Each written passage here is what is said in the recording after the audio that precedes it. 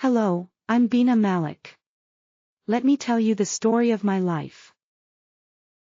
The day was sunny, bright and fresh after 2 days of rain.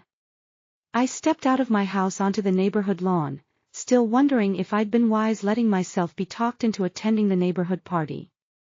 After a week and a half of being back on Central, I still wasn't in a party mood.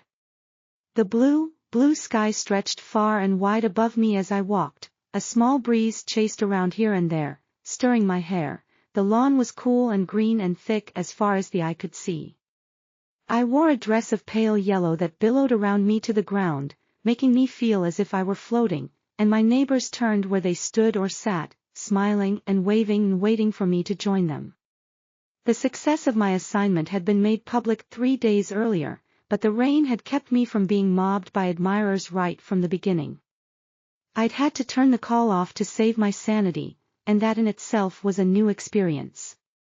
But then, one of my rewards was that I saw everything in a new light. "Terry, come sit over here," Liberal Conrad called, her face animated behind the alternating pink and orange diagonal stripes of her face makeup. "I'm so excited I may burst."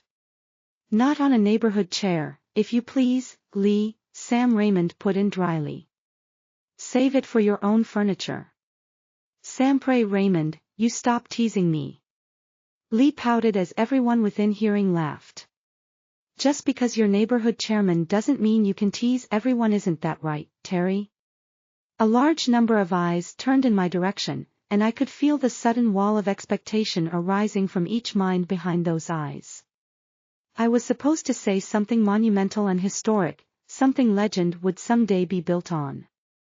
What suddenly makes me an expert on neighborhood chairman?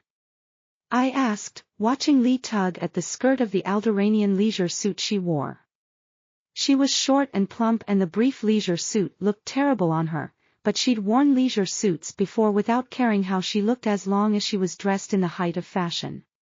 Notoriety makes the acclaimed an expert on everything. Sam grinned, stepping back to give me access to a chair if I wanted it. "If you plan on staying home for a while, I'll probably end up losing the chairmanship to you." "Not to me," I denied with a headshake. "I'm not chairman material.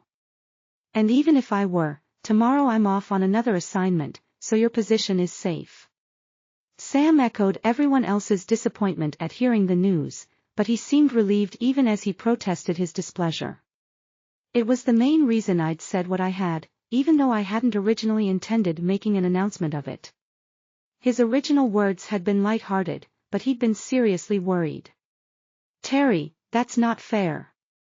Lee protested, getting to her feet once she was sure I wouldn't be sitting. "You only just got back from talking those savages into letting us build our complex on their silly planet. How can they give you another assignment so soon?"